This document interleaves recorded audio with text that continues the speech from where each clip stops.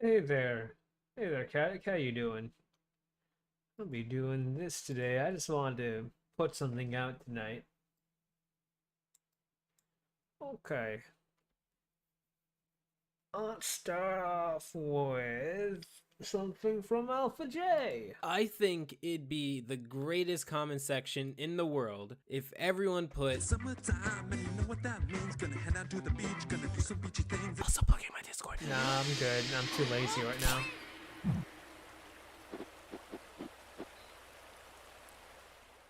So I really wanted to get back into covering shows I don't normally cover, and it's the perfect time of the year to cover This Is My Jam. So they start off on the house cleaning gutters, not talked about often, but we actually get to see a different perspective of the house. That's something that isn't easy to do without making the house look not as noticeable, especially if you don't know where everything is in perspective around the house. It's just one of the many lovely things about 2D. What the heck? I'm gonna see how far I can chuck it. Wait! What? Don't you want to see what band it is? Oh, okay. Ugh, it's that single of that summertime song. Summertime Lovin'? Lovin' in the summertime? I also love how it pokes fun at songs that have ridiculous titles only because the title they had and the title that people have grown to associate with the song is different. Even within this episode, you'd expect it to be called Summertime Loving or something within that ballpark, but it's called This Is My Jam, the episode, which they say only probably twice in this episode at most. Even though Mordecai is reluctant, not enjoying the song or remembering of it fondly, they play the song and both come to the same conclusion. It isn't as catchy as it was before. Even though it's nothing like, this does have a lot of elements that you would see in a horror story. Characters learn X, they do Y, and they realize it doesn't work, but they think it doesn't work. It actually did work, they just don't know it in the beginning. Just food for thought. I'd also want someone to look at me the way that Rigby looks at this sandwich. Like, come on, dude, it Look, just I look looks at my like peanut butter sandwich and like jelly. that. You're looking at it like it's a solid grand. Also, are you guys sharing the milk with your PB&J stuffed mouths, or is someone not abiding by the unspoken rule of table space? Because that glass looks like it belongs to both of you. It's summertime. Lovin'. Lovin' in the summertime. What are you doing? Hey, Cody What? Fox. You're How singing you that doing? song. So we get the seeds to Rigby slowly getting the song stuck in his head. One thing about regular show that many fans know and love is that it takes these very simple tasks and stories and turn them into these grand stories that no one else but regular show does well. Just you wait. Where's They the try mouse? many different tactics to get the song out of Rigby's head for both of their sanities. Let's And see, does each of this them work ends up better? being funny for different looks reasons. better. We get hipster Kai trying to get Rigby on the complete opposite of a standard catchy pop song, and Rigby better. falls asleep. I just want to say that's completely Hey, realistic, Zadly, and that's I'm how many okay. of you look when you try to put people Same onto thing. music that is absolutely out of their lane. They try listening to the whole song, toilets, annoying noises, Muscle Man, every tactic out there. The pacing to this story really keeps you hooked because you reasonably cannot shout the answer. You wouldn't really know what the answer to this would be. Even though I like a few shows that do this blatantly, regular show tends to not do that. It's not working. The stupid song's still stuck in my head. You have a song stuck in your head? Possibly, yeah. I could Muscle play Man would Minecraft. totally yell at you, but he It was only paid depends. for a few lines. I in this should be episode. free tomorrow. The episode cleverly ups the ante by having Rigby become a physical manifestation of his earworm, and they enlist the help of Skips in most likely the funniest scene of the episode and quite I possibly the show. gotta check my schedule. Ow! What was that for? You're not thinking about the song anymore, are you? You know, that's fair. Even though we don't get much of Skips within this episode aside from the end, they really highlighted his character the best here. So with this dream sequence that Rigby would have after those skip scenes, it's interesting because it opens up a lot of questions that are up to speculation, as the episode never answers them. Firstly, how come Skips didn't know about the tape or the earworm aspect? You would think something like this would have happened before in his years of dealing with the park. Also in this dream sequence, Rigby is lucid dreaming, I'm assuming? Well, he's self-aware that the song is annoying and stuck in his head, but he had to go in his head in order to remove it. If they focus more on this particular scene here and expanded it to dive into the getting into your mind aspect, it would have taken this episode to the next level. Like, that was just a gold mine. Maybe this is a testament to how great regular show is, despite not many people covering it on an episodic level. The song's not in my head anymore. That's awesome, dude. Now we never have to hear that dumb song again. Summertime, and you know what that means. Gonna head down What to the heck is that? So remember back when Rigby was essentially becoming a walking version of the song? Well, here comes the next level. And it is kind of weird that the solution that they initially come up with to deal with the now new physical manifestation of the song is to ignore it when that didn't work before. It's also a little weird how they decide to show us that you can't touch the tape by having the tape touch Rigby. You can't touch music, but music can touch you. Oh, barf. Oh, double barf, because he would go on to phase through things later on in the episode and never use his feet again after. Lame. I'm also glad this episode took a much needed turn from this episode going into the, quote, characters around the curse characters turn on those curse characters because they can't deal with the curse anymore, quote, sort of deal. While it is tried and true the direction they took for this episode, it would have made the episode look very predictable if they didn't go this direction. Because we already have enough episodes where Rigby has to prove his worth, trying to do things for the greater good and also generally just without help. Pops! We need you to distract the summertime song. But I can't stand that song. That's why I'm walking closer towards it when moments ago I was seen walking away from the house. Another aspect of this episode I enjoy is both the catchy song and the counter to the catchy songs are actually both really, really good, unironically. With episodes like this, the catchy song should be at least understood to be catchy, and anything above that is a bonus. And I think that's a hard feat to accomplish because you can follow the pop song formula to the T and the song could ironically not be catchy in a situation where you would need it to be. So the duo go out to make a counter to the catchy song and Skips ends up joining that crew. Okay, I'm here, and I brought my bass. Wait, how did you... I know everything, remember? That's a mood. The funny thing is, if he did know everything, you'd think the first question to ask would be how to fix this situation. Nah, I'm just yanking you. I was on the can and I heard your plan. But the speculative side of me wants to ask, what if Skips actually does know everything and he wants to see how Mordecai and Rigby would handle the situation without his answers? I mean, the situation isn't life-threatening, it's just really annoying. And it is possible that he could have pulled the plug on this situation at any time. So we get to the Battle of the Bands. Well, actually, technically, this isn't the true Battle of the Bands, but it is one of the few times in regular show where they solve the problem with music. Okay, many times, but it's a good thing that Pops knew the chords to the song. It's almost as if everyone who walked away walked to... oh my god, they walked to the other side of the house. That's why they showed us the different side of the house. I proved it. He's too strong! Zoe, we can do it! You know, there's just something funny about the image of Pops straining himself to play the keys. It looks unintentionally funny. I know piano strain can happen, trust me. It doesn't look like that. It looks like Pops is going number 2 while playing a minor third. Because the tape spilled Benson's McDonald's looking coffee, you're welcome, gumball head. He learns the battle and Not brings his the whole coffee. song together with a beat. Oh, this scene.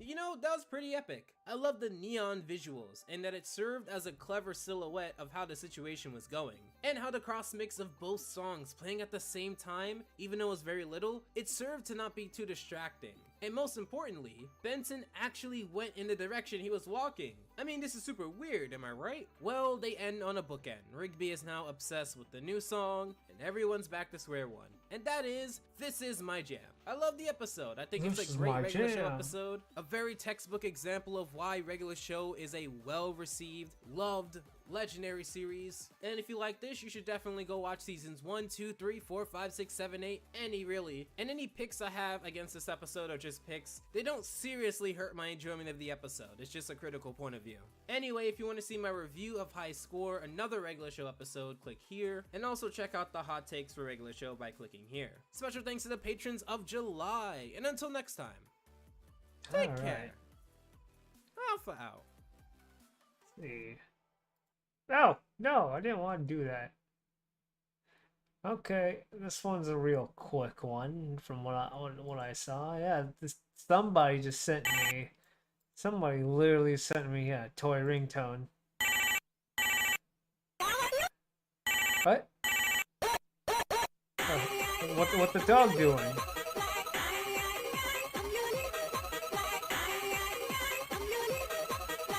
Is that really on the Barbie phone?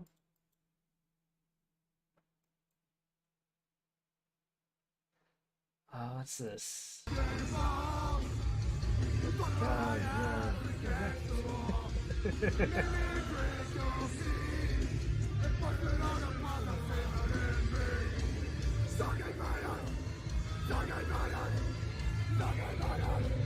I can't unhear that right now. I can't unhear.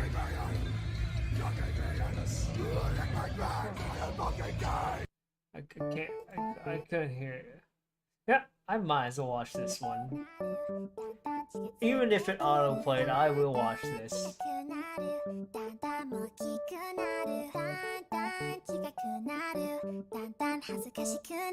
Ah, yes. This made people mad today. Or yesterday, I couldn't remember. Yeah, technically yesterday.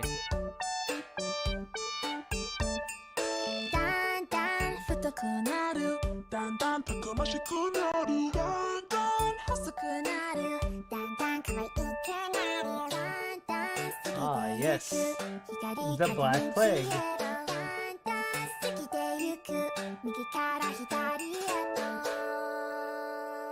I'm glad someone saved it and re-uploaded it.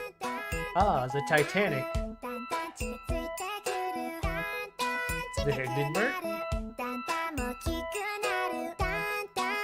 Okay, before I continue, this is probably the part where people got mad. Even I was like, even I got a little laugh out of this one. Like, oh, this one's this one is relatively kind of recent, even though it's like the tail end of the 80s. Yeah, like it was like, oh, I was like the tail end, like, oh wow. Like it wasn't something for like people to get massively, upset over.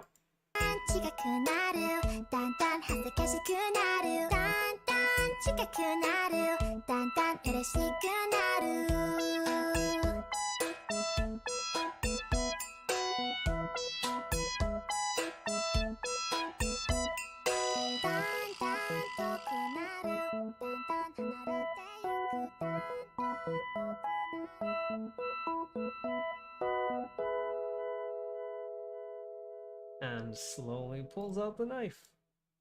Okay. Where is my cursor? Why did my cursor disappear? No. What? Quiet. Okay, who sent in this one? I know it's Alex Jones, but it's also 40K. So Lord, destroy the child. Oh, that's Corrupt my them favorite. all. This is their plan, people. These are demons. Just like the Bible says, it's basically an intergalactic invasion into this space through people. I'm telling you, it's what all the ancients said. It's what they warned of. It's what we're dealing with. They're demons. They're frickin' interdimensional invaders, okay? I'll just say it. Make fun of me all you want on CNN or wherever, but everyone already innately knows this. These people are not frickin' humans, okay? Angron is a goddamn demon. Thank you. I threw in a few more to fill in the gaps because not too many submitted things. Let me double check real fast. Did I get any new video? Nope. Okay. Oh, it was you, Caddick. Yes. Thank you. Thank you for the Alex Jones.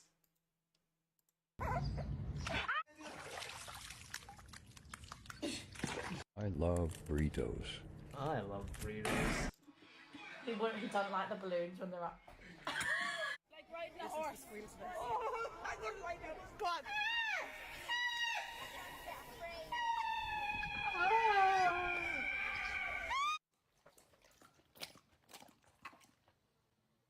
What? Oh god, what's happening? Oh.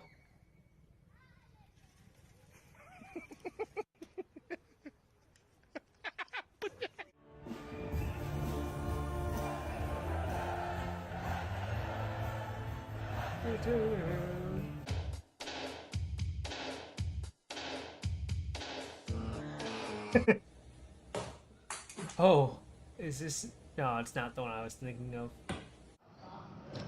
How soft is this? I didn't mean it when I said I didn't love you so. I should have held you tight, I never should have let you go. I did know nothing, I was stupid, I was foolish, I was lying to myself.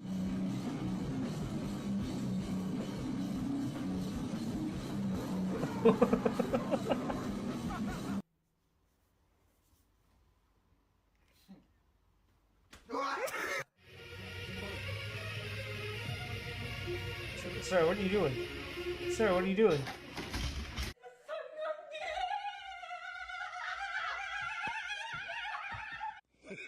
Agora vem.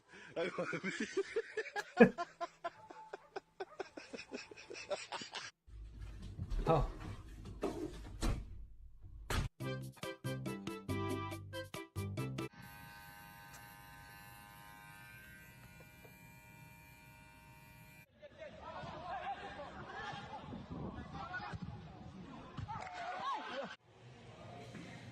Sir.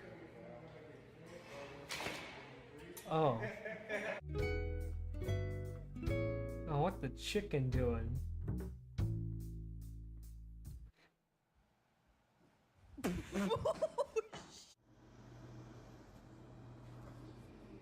Yo, what's up, Silica? How you doing? Oh, egg? I don't know what the fuck.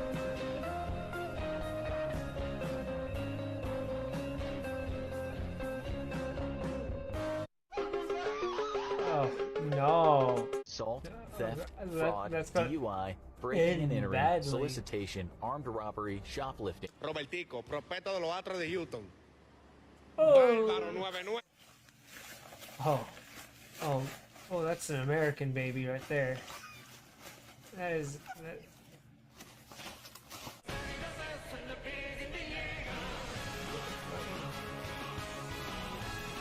Wait, what? Like you cut, G. What's he doing? Eu sozinho boto minha vida em perigo. Eu só.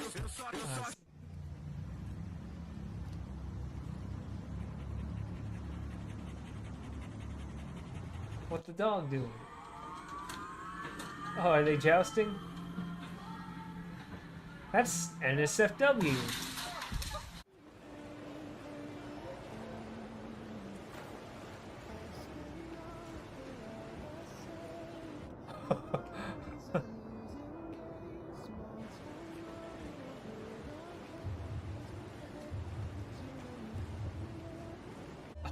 Oh, no.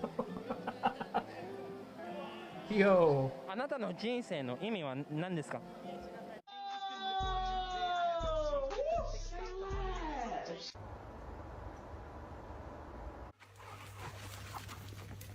Josh, wait.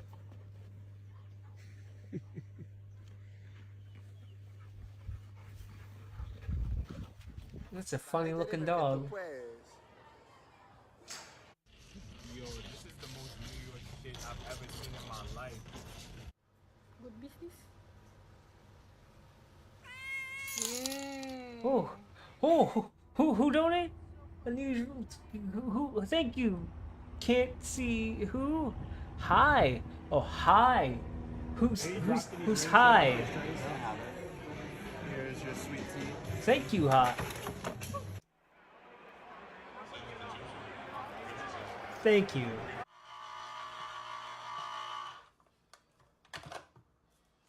Oh! First session, yeah? Project Mbappe. I'm gonna pass you the ball. I need you to dribble through the cones, yeah?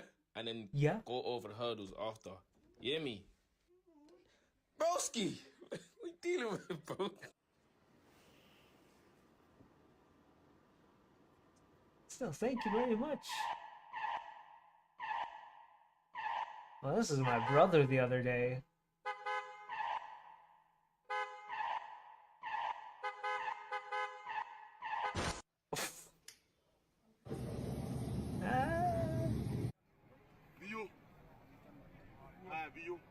Okay.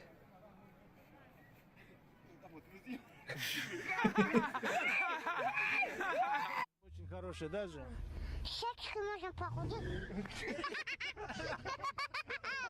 He looks so old for a baby. Oh.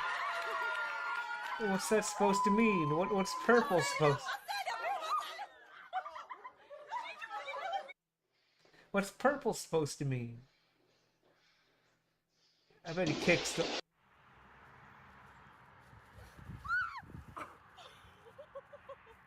This right here is my absolute favourite noodle. Oh. Chefing you actual twat.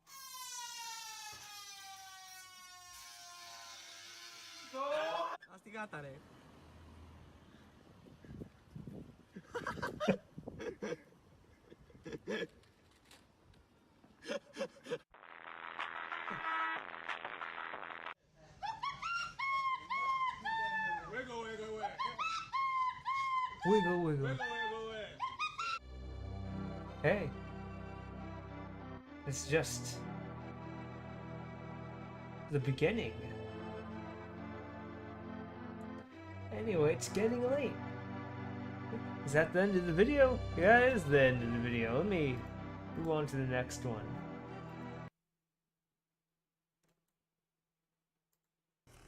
Damn, she going well.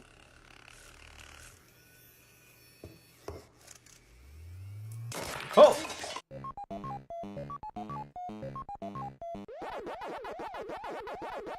Oh, what the dog doing? Is that a bath bomb? Donut? He broke out my window. Which one?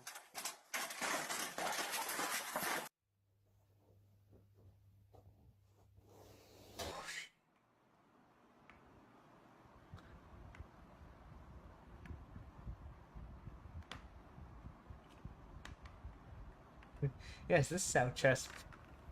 This is how you play chess.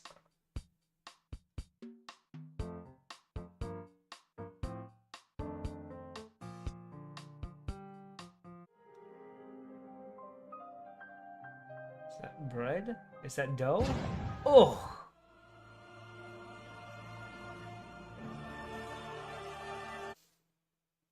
Literally, hack it.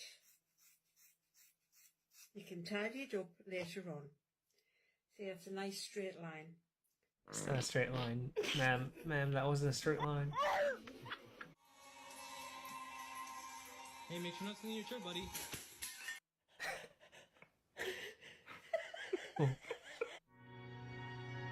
That is not the best idea. Oh. Oh.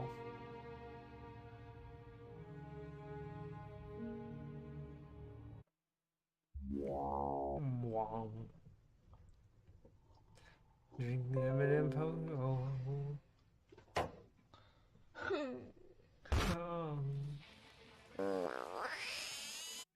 Thanks, Frog.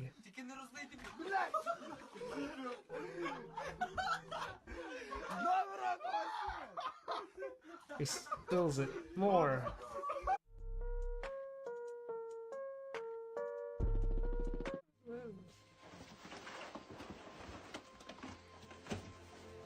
Oh, yeah, just the boys.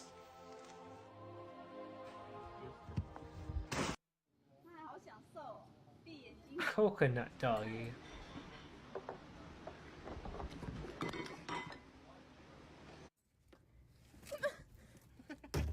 Oh.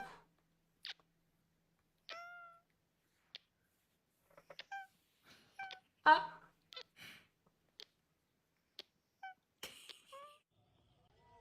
Oh, that's too many people right next to each other. Wait, what? I don't know like how my mouse has disappeared for a second. Can I get a slow-mo? Can I slow that down?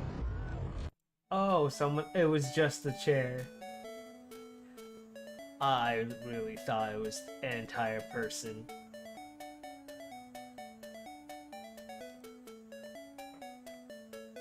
Oh, come on. Oh, what is it? Oh, no! What the dog doing? You can do it. Oh.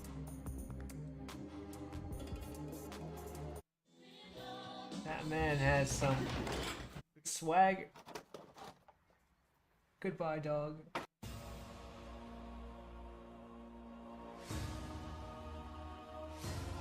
Get down.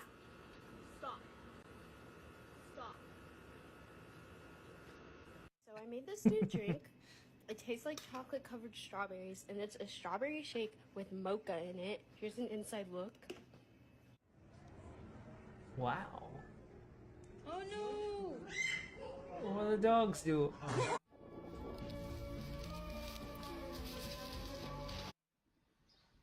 What do you got there?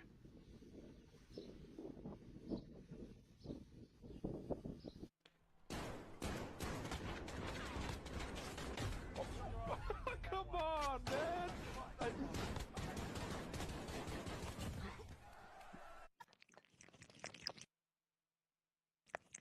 Drink it. Yo, is that Nikki Cotto avocado?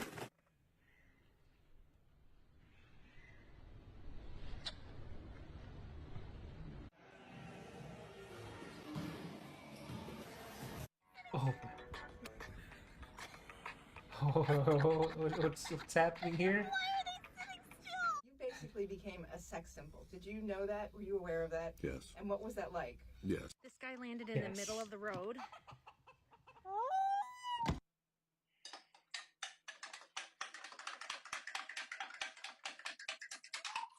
Oh. Oh, hello. I just learned today that you're supposed to put your silverware in the drawer on its side.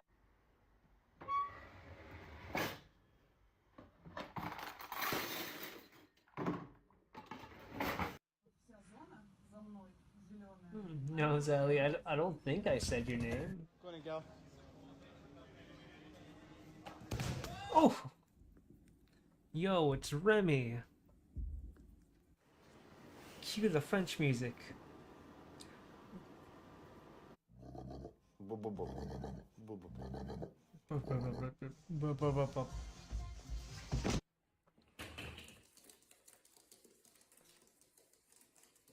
Change. Come on, 4 quarters. You already know the vibes. 4 quarters. Oh, I got an extra one. Oh, we lit. What the fuck?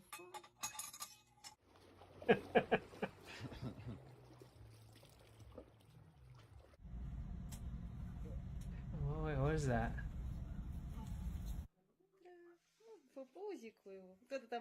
Yo, it's a trash panda. Wait.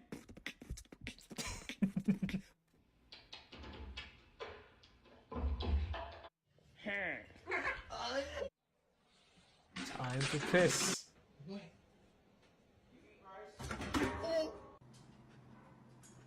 Yo. Hey. Is that the end of that video? Yes. Okay, somebody.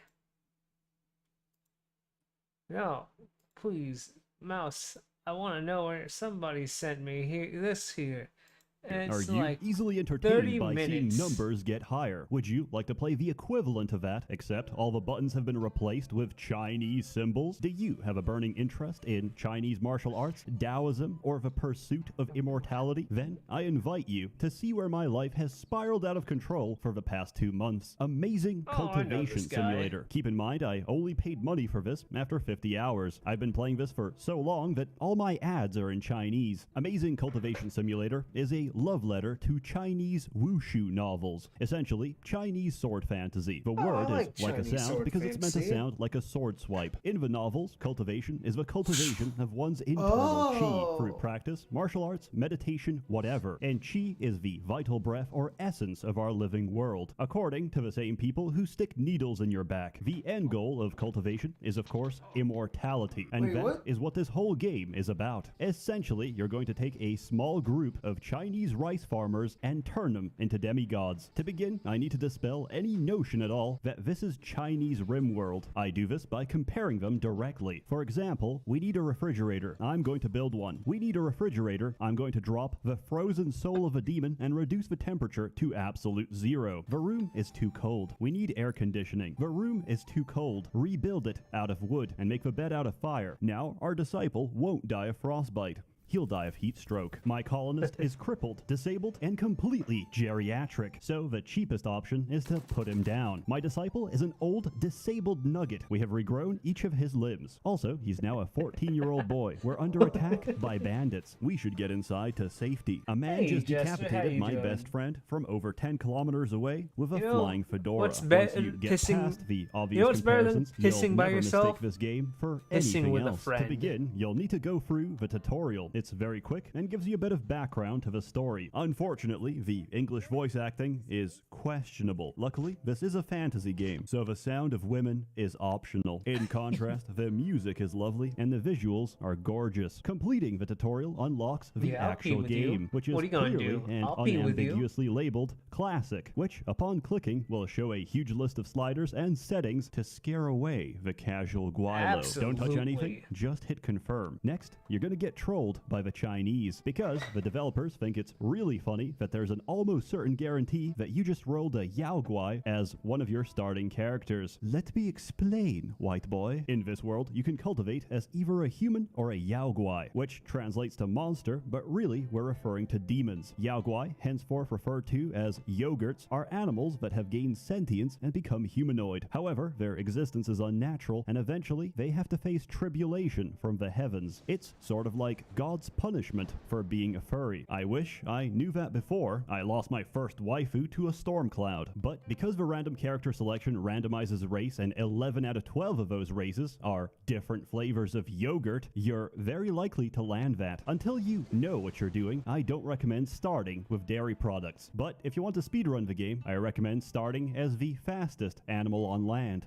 A turtle. You'll starve to death before you even reach the dinner table. Beyond this point, there's not much advice I can give. You're gonna suffer and you're gonna learn from the experience. So pick your starting perks and get into the game. Everybody recommends True Sun Refining as your starting law because it's got very simple progression. And if you make a mistake, worst case scenario, you'll just die in horrific agony. If you followed the plot, the entirety of a Tai sect has been annihilated. You and a handful of others are the only survivors. Why was it destroyed and by who? Whomst did this? Are questions you'll have to answer if you want to uncover the mystery of a Tai sect. But right now, your primary concern is survival. To help, a mysterious cultivator who was tight with your former sect leader drops by for the next 2 weeks. As long as he's alive, you're not gonna die. That is, unless you go to the bottom left of a map, in which case, you will both die. Let's get definitions going. You're running a sect, a school of cultivation. A sect has outer disciples that will happily do all of your mundane, tedious labor for a competitive salary of about $0. They're not slaves, as per se. We don't use that word here. It's more like an internship, which never ends. But through a high-intensity jujitsu program known as Foundation, they can become inner disciples. An inner disciple must choose one of the many supreme laws to follow, through which they cultivate a higher state of being. Their progress, abilities, and potential is largely determined by their character stats and background. Like RimWorld, everyone in this game generates with a random background, such as congenital defect, seashell collector, and effeminate male. The combination of stats will determine their compatibility with a chosen law. You start with just one, but you'll unlock the rest as the game goes on. Also, they don't have to eat, but they still do. It's not uncommon to see a cultivator feasting on ramen, even if there's currently a famine, especially if we're currently having a famine. Also, pro tip, you start with a single forming pill. This can instantly finish your foundation and give you an inner disciple right at the start. After promotion, you can go to the sect tab and hit establish a sect, and most importantly, give it a cool name. Once that happens, you have officially incorporated. The rest of the game opens up. Inner disciples don't work. They cultivate and get Damn. stronger. After all, this is Taoist Dragon Ball Z, but after incorporation, you can send them out to explore the hope I become a world. There's pretty two girl. options, camp and adventure. Adventure sends them out on adventures. They leave and they come back. Camp sends them out to stay. And if you're so inclined, you can physically enter the map and plunder a village. At the start, your map's gonna look like this. Immediately, Wait, you're gonna what? notice Wait till I see something. the One, pee-pee there's barely any market. locations because you haven't discovered them. And two, if you try to explore the red zones, you're gonna come home in a body bag because that's not your territory. So whose is it? A great way to find out is to visit them directly and prank them by sneaking inside their school. Once they catch you, they'll give you a proper introduction, break your knees, snap your spine, and gouge your eyes out. What's the other pee-pee sects market? aren't very sociable, but diplomacy is important because if they felt so inclined, they could obliterate us. To even get an audience with them, you have to make an offering. Your offering doesn't matter. Each time they're gonna call you a broke-ass bitch anyway. That's why we wait for a cow to defecate, mark it as the trade area, and send our gift. Now you can trade. In a world of immortality, money is an abstract concept, so we're working on a purely barter-based economy. However, we still have a form of currency, and yes, it's completely edible. Spirit stones are the chocolate coins of this world. You can trade them during break time for Pokemon cards, or consume them directly to restore a small amount of diabetes. In this case, they restore a small amount of chi, so they function as both a store of wealth and a means of exchange. Each sect offers something different for ridiculous amounts of money, and even if you have the stacks to pay for it, we're not selling. That would be like selling weapons to your enemy. And how do we know we can trust you? So you have to butter them up. This is mainly done by asking people across the world whether the leader of a sect prefers cats or dogs, and gifting him the appropriate kind of meat. Let's return to matters back at home. Feng Shui is a Chinese system of thought governing spatial arrangement and orientation in relation to the flow of qi. Have a look. Here's some simple Chinese alchemy that I expect you to memorize by about 200 hours of play. Why do I have to learn this? Because everything in this game is subject to Feng Shui. Everything has an element and they interact with one another. Water nourishes wood. Wood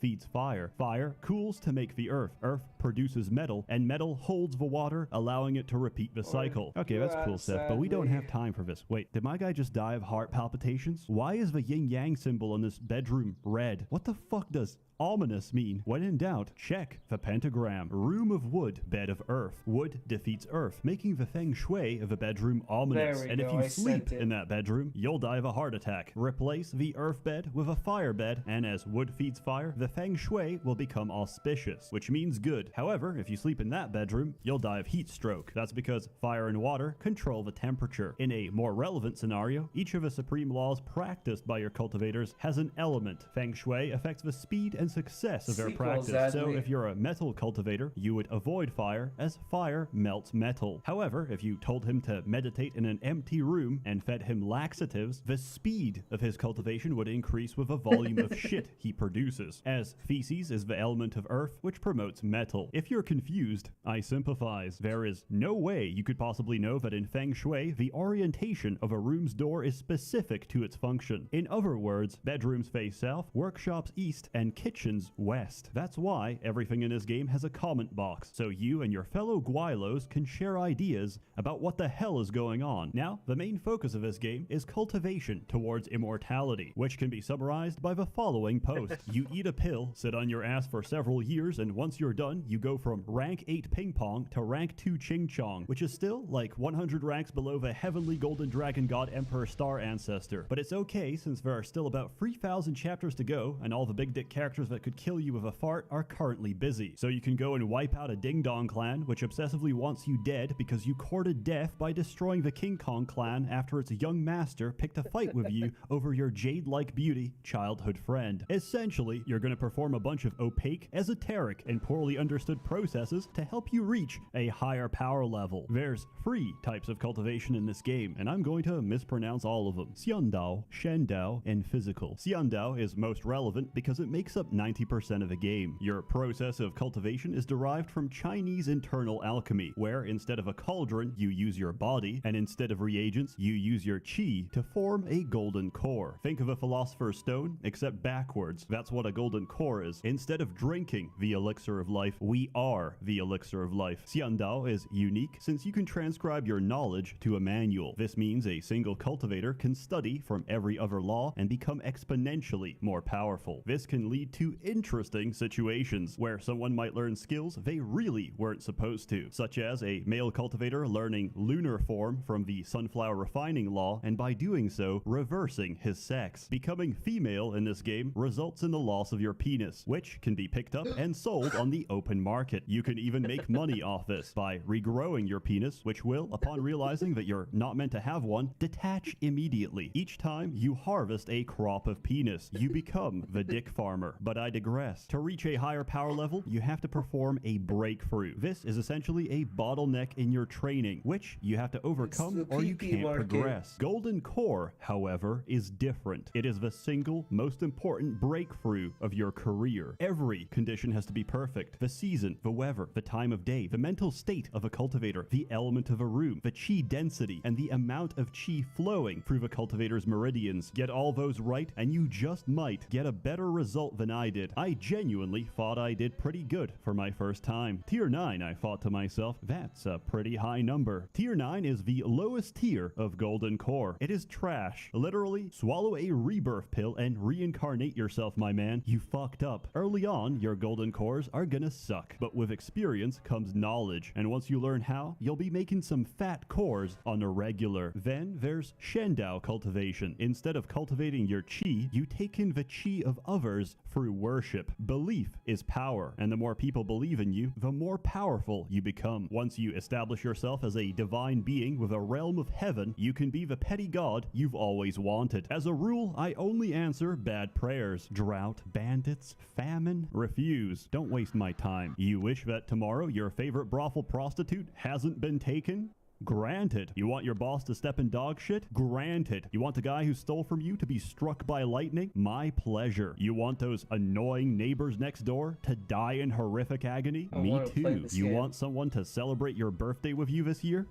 Granted. At some point, I learned to stop worrying and love Shandao. Also, they get the most ridiculous titles. Just imagine that every prayer addressed to you has to be prefaced with, Dear Primordial, True Venerated, Great Pardon, Supreme Virtue, Venerated Holy Emperor. That leaves us with physical cultivation. What is physical cultivation? It's an inner disciple that spent the last 50 days remolding his phallus. Due to the mental state bonus of having a gigantic penis, he is now physically immune to depression. In all seriousness, you take a mortal and you turn him into a Super Saiyan. Every body part, limb, joint, bone, and organ of your body you can remold until you become Goku. And then you give him intense PTSD so he can channel those repressed memories to increase his attack power from 1 million to 7 million and one-shot the entire game. Also, since every yogurt comes from a different animal, they all have unique anatomy that's different to humans, which means for every species of demon you turn to physical cultivation, there's tissue, bones, and organs not found anywhere else. In other words, fuck your opposable thumbs. I got vertebrae fused to my carapace. Sooner or later, your sect is gonna be attacked by bandits, demons, or other cultivators. With the exception of physical cultivators, which remove organs with their bare hands, Xiandao and Shendao cultivators fight using artifacts. What is an artifact? Well, anything. A Kleenex tissue, a bowl of ramen, a bag of flour, a bucket of water, a pile of shit, severed male genitalia. As long as you enchant it, you can use it. Preferably, try to enchant an actual weapon. Although, you can't deny it's very demoralizing to see your fellow bandit get decapitated by blue fabric summer shirt. Combat is basically your guys sit around and watch as their artifacts cut everyone to pieces. It's pretty fun to watch, especially larger battles, where the sky is nothing but swords. Of course, no cultivation is complete without embracing traditional Chinese medicine. That's right.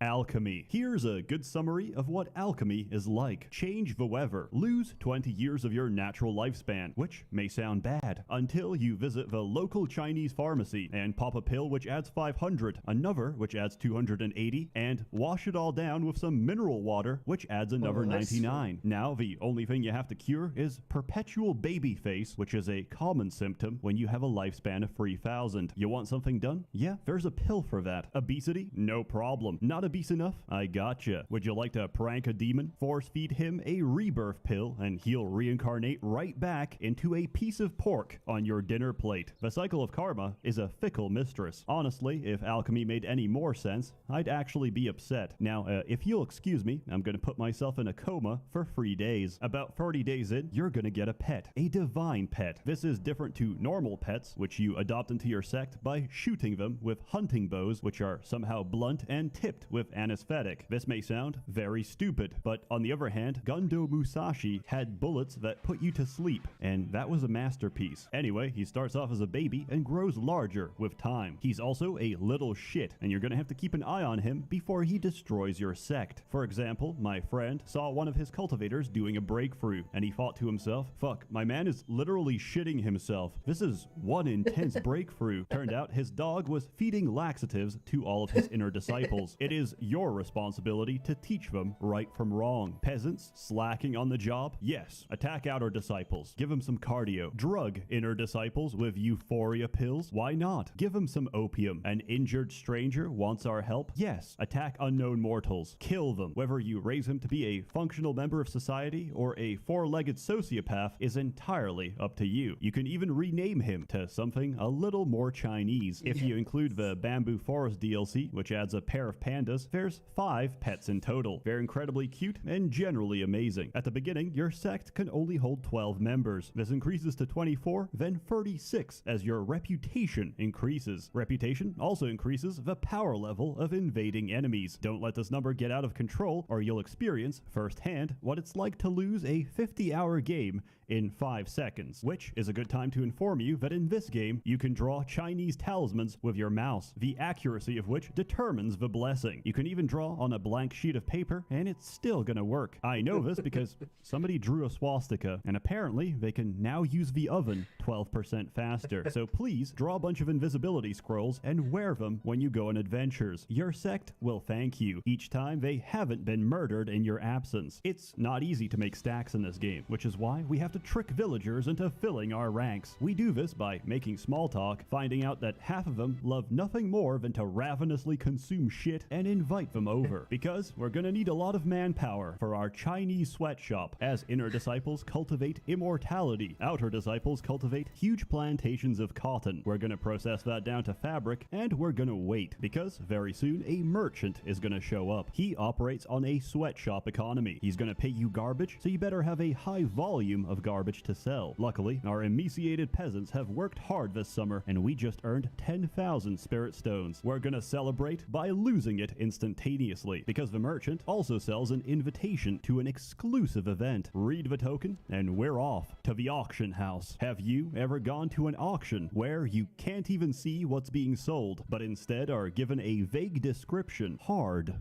Lumpy. A man's hand shoots up. I'll take it for 10,000. Not to be outdone, I raise his offer. I'll take it for 12,000. Another joins in. 13. Another raises. 14. The rest fold because they're poor as fuck. Those who remain keep raising. Eventually, there's only 2 of us. One final raise. 56,000. I won the bid, but I don't have 56,000. But they don't know that. The auction ends. It's time to pay. I can't pay. I am under arrest, but I'm not, because I am a mannequin made of straw. I never went to the auction. I took a clone pill and sent my body double. And that is a good summary of the auction house experience. It's not about what we bid on. It's about why we do it. We do it to flex on the poor. While keeping a low profile is important, you should expand when given the chance. You see, your sect is local, but we can export the culture, the lifestyle, and the religion to the rest of fantasy China. To do this, we establish agencies. Then we set a policy for each region and grow our influence. Depending on the policy, you get random events, which have to be solved using insanity. You get a bunch of buttons, which I assume is what a paranoid schizophrenic's dialogue options look like, and you press whichever one you think is appropriate to the situation. Options include talk, bribe, kill, seduce, or throw a rock at someone and stone them to death. Foreigner scamming the locals, murder him. Another sect is preaching about their faith, pay them 100 spirit stones to fuck off. Is it currently Ramadan in the Great Desert? Start handing out food. Believe me, the longer you do it, the more sense it makes, or the more warped and psychopathic your reasoning becomes. For example, you're building a wonder and some people drop by to ask what you're doing. Wrong answer, debate feng shui. Correct answer, beat them with a club. If you solve stuff correctly, you get a bunch more followers. Followers can dig up natural resources, generate belief that converts into experience, completely skipping the grind of cultivation, and be sacrificed for the greater good. You see, we're gonna need a lot of anguish soul gems, which are formed from a painful death in ominous feng shui. Luckily, with agencies, there's no shortage of fresh and willing mortals. With reputation, you can build a sect gate. This is the front door, where hopeful mortals arrive to prostrate themselves, begging to be recruited. But instead, we're going to build a hell gate, which is the same gate, but in a room with ominous feng shui at a comfortably cool temperature of absolute 0. We're gonna recruit mortals from every city. They will arrive, pray to Hellgate, and freeze to death in horrific agony. And the negative moral consequence of such an action?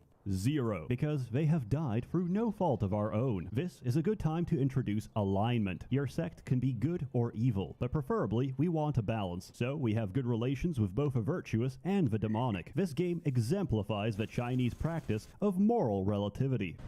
What are they doing there? What are they, protesters? If I horrifically mutilate someone's dying body to extract the location of their friends and family, that's slightly evil. But as long as you give them a proper burial, that's a net neutral action, and we have done nothing wrong. Or let's say a curious stranger comes by to ask what you're doing, and then stands there waiting for an answer until he collapses from extreme thirst, at which point I feed him a laxative and watch him shit himself to death. Is it wrong to watch a dying man's ass fertilize my fields? No, not at all. But if I turn a bandit's dead, broken body into a flesh puppet to serve us economically until it rots away, that's considered evil. A bigger question, I guess, is if I get decapitated by a dragon while adventuring, fly back home without a head, and use Yang God possession to transfer my consciousness into the body of another man's wife, would that make me a homosexual? Some questions have no clear answer. Have you ever frozen to death during winter because the wall of your house stood up and walked away? Unfortunately, in this game, that's a frequent occurrence. Without warning, anything on the map can gain sentience. Sentient objects can also randomly enter the map, as I've seen entire pagodas march in and flatten my base. What's the point of them? To grief you. But more seriously, you can turn them into a 14-year-old boy. What is the application of this? Well, you can take a shit, give it sentience, and turn it into a human, who you're going to call Big Chungus, because the guys on Discord data mined the Chinese code and found out that specific set of Latin characters ensures that the sentient spirit will generate with the highest stats possible. Then you're gonna make a literal piece of shit become a demigod and ascend to heaven. And that's what cultivation is all about. By the way, everyone who ever goes to heaven, whether by death or ascension, gets a little epilogue section, so you can follow the shenanigans of former disciples. Here's a sample of the literary gems you might encounter. Ming Wu reincarnated as an ant, but got drowned to death by a mean child who peed on the ant nest. Then he reincarnated into a parrot, but because he learned a lot of profanities and was swearing all day, someone plucked out his feathers and he froze to death. And in his next life as a human, he met a strange acting boy, and believing him to be an immortal in disguise that could teach him cultivation, he took him in as his own. However, as it turned out, the child was actually mentally retarded. Later on, you'll find out combat gets a little more complicated with the introduction of formations. To understand what that is, go to another sect and try stealing. The moment you do so, a gigantic bubble forms in the sky and tears you to pieces. This is called a formation. The leader of it is called the pillar, and everyone around them an auxiliary. It follows the rules of feng shui, so different elements will feed each other as they flow back to the pillar. It might look very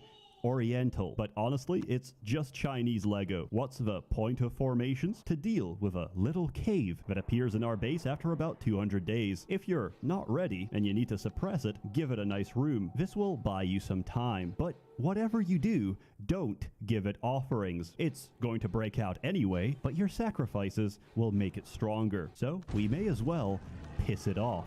Welcome to the official casual filter. The first boss you're going to encounter is the Flood Dragon, and it has a chi of about 10 million. Good luck. Honestly, if you get to this stage, congrats. Now, swallow your pride, go read a bunch of guides, and install some mods. It'll improve your life greatly. I'll attach the ones I use below. There's nothing essential, but when you have to micromanage the mental state of about 18 different cultivators, it does get tiresome. Listen, I've been writing this script for close to a month. There's no way to include everything, and I want my life back. So here's a stream of consciousness before I give an arbitrary score and go live in the woods. Each sect has a wonder. Yours is no exception. Go to the ruins of a Taiyi sect and bring it back. The mini-universe is a game changer. It's an infinite pocket plane that sucks in material and spits it out. But could there be a deeper, more mysterious function? No, it's just storage. No longer will your peasants have to walk for nourishment, because the best soups of a Wuhan wet market are gonna fly right into their hands. After killing your first Flood Dragon, which will always, without fail, crash its body into one of my expensive cultivation rooms, the game removes all safety checks. You can now summon the Phoenix, which creates 10 days of extreme drought, during which time your base is gonna burn to the ground because you forgot to move a single Phoenix feather, which landed in a bedroom and turned the temperature to about twice the melting point of steel. After 10 days of drought, it doesn't stop. It's permanent. The only way to end it is with a rainstorm miracle, which will make your Phoenix very upset. It's stronger than the Flood Dragon, by the way. Also, you can't kill a Phoenix. Each time you do, it's just gonna reincarnate. Maybe I should have mentioned that earlier. Again, good luck. Then there's the Torch Dragon, which is larger than the entire screen and comes in a yin-yang variant respective to the time of day. Each variant is invincible to elements of the same polarity, and even worse, they make him stronger. Also, he's gonna lay a bunch of eggs. You should probably just ignore them. And if you survive all that, there's really one challenge left: genociding every other sect and beating them into submission. Once that's done, you can truly say, I finished the game. Now you can go back and play on the real difficulty. I do, however, have some major complaints. Remember the story? The plot? Weren't we supposed to investigate the mystery of a Taiyi sect and why it was destroyed? Yes, but the process of doing so is so terrible that I'm just gonna save you the pain and tell you instead. You see, every character that's not your own can be interacted with, and we uncover the plot through the talking minigame. Primarily, this is done by adventuring to another sect. You talk to people, you get favor. After a while, you don't get favor. You only get favor from juicy gossip. So you have to talk to another Yummy. character, learn something about them, go back to the first character, and tell them a secret about the second. But to get the secret from the second, I'll have to talk to 20 other people to have enough gossip and rumors to trade for more gossip and rumors. It's an infinite web of high school bullshit. It's the experience of being a teenage girl, because you can't get the information you need directly. You have to go through the PMS chain of command to learn absolutely anything. Now, here's the big problem. You might see a little question mark on someone next to the mystery tab. These are the people you need to investigate to solve the mystery. Again, you have to ask an entire sorority if they think that person knows something. If you ask them face to face without circumstantial evidence, they'll act dumb and say nothing. And even if you know that they know, they still have to open up to give you that information, which is dependent on their personality. If they're naive, that's the best case scenario, because you don't have to do anything. If they're greedy, you have to bribe them. If they're weak, you have to kill them. If they're tough, you have to gaslight their personal weakness. But if they're withdrawn, unfortunately, you are screwed, because the only way to make a withdrawn person open up is to make your spirit dog act playful in front of them. This requires a fully grown spirit dog, which can take hundreds of days, and each time you do it, he loses intelligence from the retardation of this minigame, which takes 10 to 20 days to recover. About 20 hours in, my eyes bloodshot and attention slipping, I managed to solve the first two mysteries. You do this by finding clues, participants, and motives, and slapping them together. The more you find, the more complete and accurate your solution is. Then, I talked to the next 5 characters, and they were all withdrawn, and I quit the game. I have never seen a story mechanic that's more laborious, difficult, and poorly thought out. But it doesn't end there. It gets better. You can do all of that and still hardlock yourself from completing the game because you didn't pick the right option for a specific event on day 565. Or you waited too long and someone essential to the plot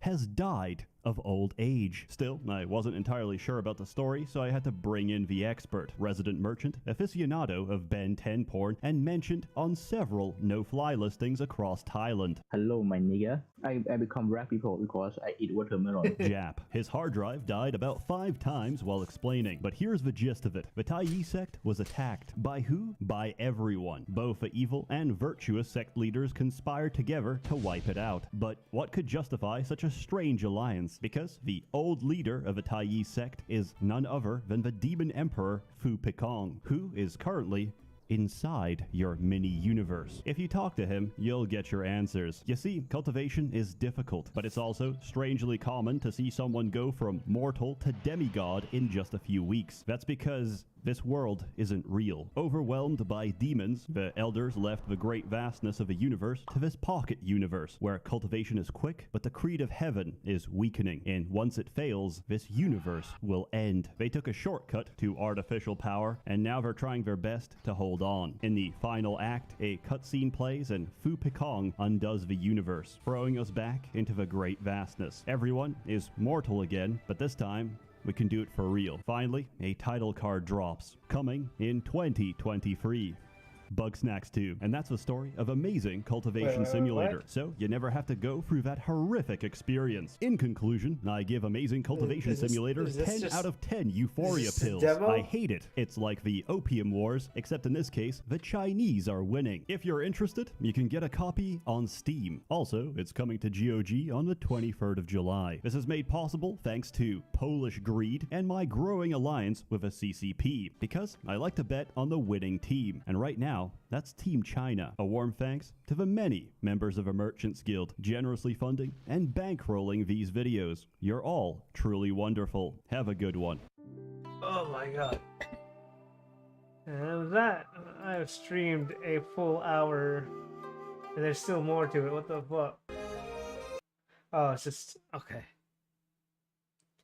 Okay. Well, that was a good quick stream for the end of the day, right, guys? Right? Well, I'm gonna go take a nap. Bye-bye. Well, go to sleep or do something. Oh, where's the stop stream button? Oh, no. I can't see my mouse.